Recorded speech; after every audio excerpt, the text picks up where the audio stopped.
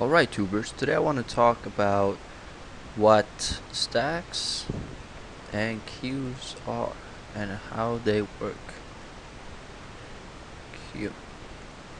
Okay. This video, as usual, unless requested, is a brief description, nothing too heavy, nothing very too detailed, just a basic understanding of how they work and what they are and how they are represented in a program. So let's get started. So stacks and queues are what's known as abstract data types, or ADT for short. And all that is in simplest terms, is a model. So it is. Okay, so let's just dive right in. What is a stack? How does it work?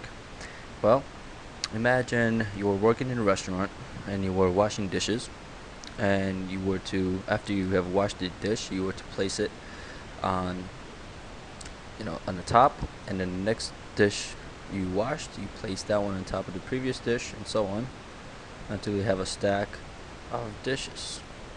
Okay, and then once you are done washing the dishes, let's say you want to move this whole thing over to some other place, and then you want to take them off and place them into like a cabinet one by one. So naturally what you would do is you would take the topmost dish out of the stack and you place it into some cabinet, okay, or whatever.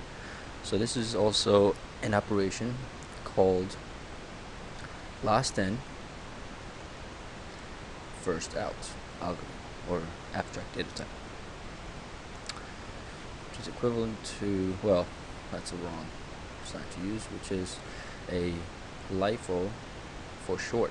And that's what you did. Last in, whatever the last dish you place on top of the stack is the first one that's going to get popped off, which leads me to a pop operation that's relevant to a stack. Pop takes the topmost dish or anything, an object off the stack, or number, or whatever, whatever the first, whatever the last thing you place into an array is the first thing that's going to get popped off. Okay, and that's what you were doing. You were placing dishes on top of one another till you were done, and the last one always goes out first. And there's another operation called push, okay, which pushes the dish as you were placing them on top of one another when you're washing them. It places the dish on top of the stack, like so. Okay, so to represent this in an array, suppose we have an array populated with some random numbers. I'll try to be as random as possible. 1, 4, 0, 3, 10, and I don't know, 20. Okay. If you were to use pop operation, let's say you want to, A that pop or whatever, you would look at the array and you would pop off the first number in the array.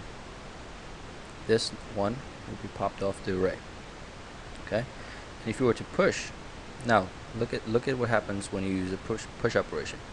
Push places the an object or a number on top of the array, right? So if you had another array and choose a different color, populate 1, 2, 3, 5, and 7. Okay, if you want to push number 3, you would have to go. Well, 3 is a bad example. Let's use 4. If you want to push 4, would have to be here. It has to be the first place. But arrays, they don't resize themselves. So what happens when you push something, if the array is already full, is another array is created, and which is one size bigger than the current one, or whatever the size you set it to be, and then the elements are copied into the next array. So unless you have an array list, then array list automatically go. So this is what a stack is. Second part of this tutorial is queue. So let's write that down again. Queue. Okay.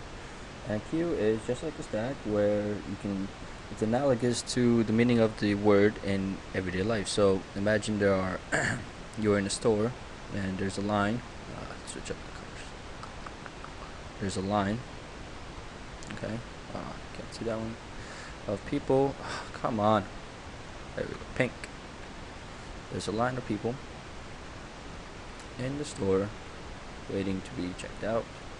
Well, not waited on, checked out, or whatever.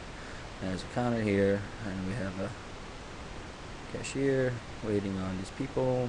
There's a guy here, Okay, this is a queue, and in the queue, come on, where's the pen? Okay, first person that's in a queue is the first person that's gonna get out from the queue, which is known as FIFO. First in, first out. Okay, so there's a line, you go in, and then if another person comes and he wants to stand in line, let's say there's another guy over here, this operation is called in queue. And when this person is waited on and leaves, so now the queue is one person less, this is called DQ. Okay, and let's see how that works in array. We have an array here. It's a pretty big array. Okay, it's populated with some random numbers, 1, 3, 7, 9.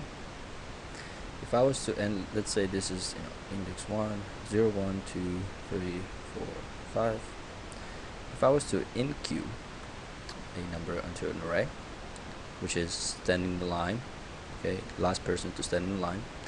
Now, this is contrast to what stack does when you push something into an array. In a stack, when you push something, it gets pushed into the first place, first index number in an array.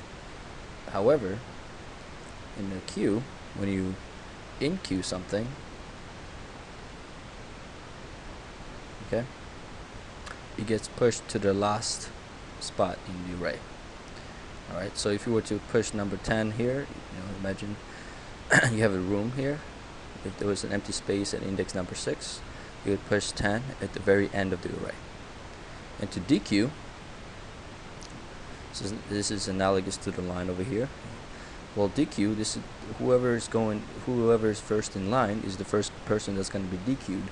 So same thing with an array. Whatever element is in the first spot of the array here is going to be the first one to be DQ'd. Okay. And that's pretty much the high-level understanding of how stacks and queues work. Thank you for watching, and please subscribe.